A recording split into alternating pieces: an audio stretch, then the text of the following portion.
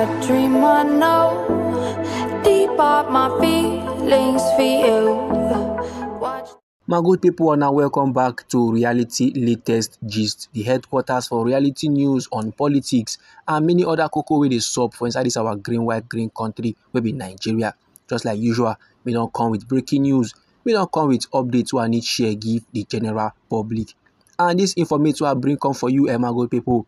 Now update wey dey concern the Edo State Governorship Election Petition Tribunal. And you know say the last time I give you information about the tribunal now on Wednesday, maybe the 5th day of February for this year.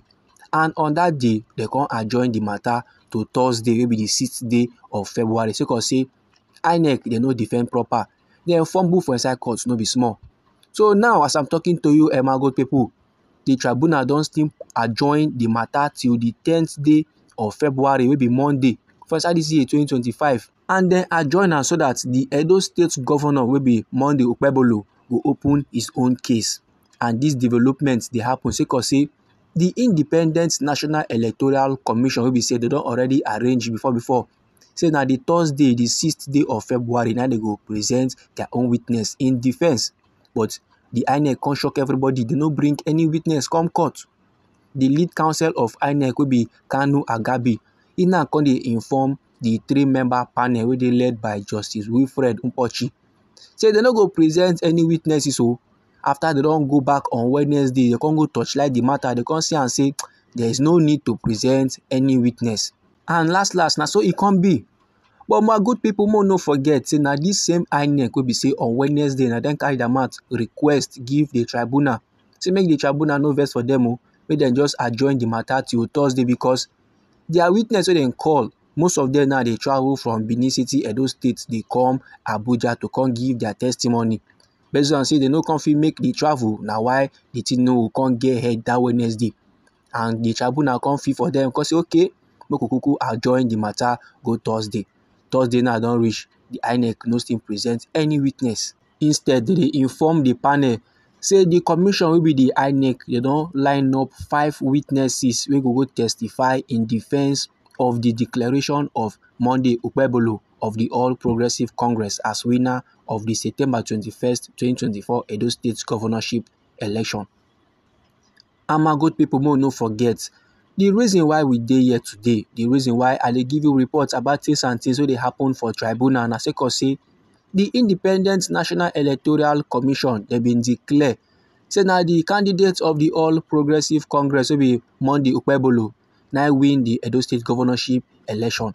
He secured 291,667 votes. He used to defeat the People's Democratic Party, their candidate will be Asuen Ighodalo, wey gather 247,655 votes. Now, based on say the declaration pepper them well. Based on say they no happy, they para well, they no get joy. The People's Democratic Party and their candidate will be Asuen Ighodalo can drag the electoral body. The commission will be Independent National Electoral Commission plus Oga Monday Okpebholo and the All Progressive Congress before the tribunal as first to third respondents respectively. The petitioners now they claim say the kind irregularities we did for this election is plenty, no be small. And INEC said they no comply with the Electoral Act and there was overvoting in many polling units. And INEC said Congo they input incorrect figures for many collation centers. So that's my good people now why matter dey for tribunal. And on Wednesday will be the 5th day of February for this year 2025. INEC they can go submit some key electoral documents them as evidence. And this evidence now they submit so the thing they include certified true copy of the form EC8D results. This now certified document where they contain the declaration of the election results. And they still submit a copy of their regulations and guidelines for the conduct of elections. And also INEC now through one senior technical officer for inside their ICT department. This person they go by the name Anthony Itodo. He now can tender the bimodal voters accreditation machines will be BVAS in evidence to the tribunal under the subphony wey the petitioners dem acquire. And the petitioners now they want use the BVAS machines as proof of incidents of overvoting wey occur for the Edo State election. And I believe say currently The tribunal go dey torchlight the BVAS machine to check am whether true irregularities dey, to check am whether true na the PDP candidate wey be Asuen Ighodalo na win the election, abi na the current governor wey be Monday Okpebholo na be the true and only governor of Edo State. So without wasting much of your time, my good people, make I give you details of how things dey go down for inside the tribunal on Thursday, wey be the 6th day of February for inside this year 2025. You know say at the resume hearing of the petition wey carry the mark EPT/ED/GOV/02/2024, Oga Agabi wey be the counsel of the Independent National Electoral Commission come dey inform the tribunal say they no go present any witness, say they go on with the document wey dem be don present, and like this now they don close their case.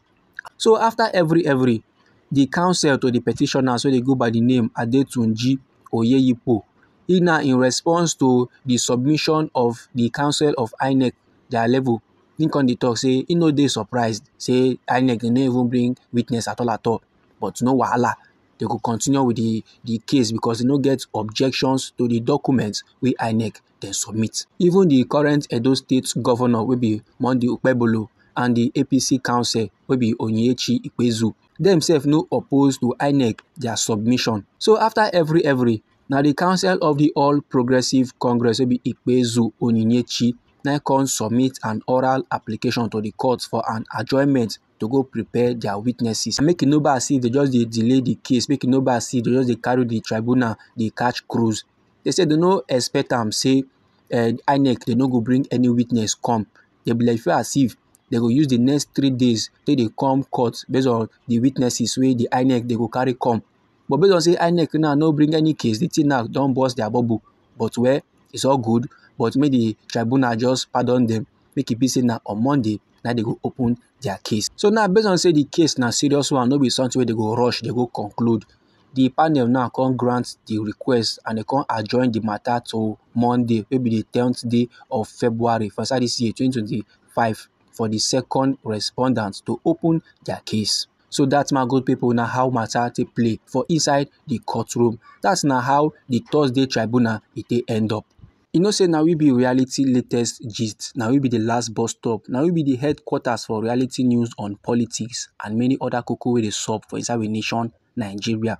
So if you like this update and you would like to receive more, try make you subscribe to this channel and try make you put on the notification bell so that as we dey bring more news they come, now you go first receive the updates and you go even get them sharp.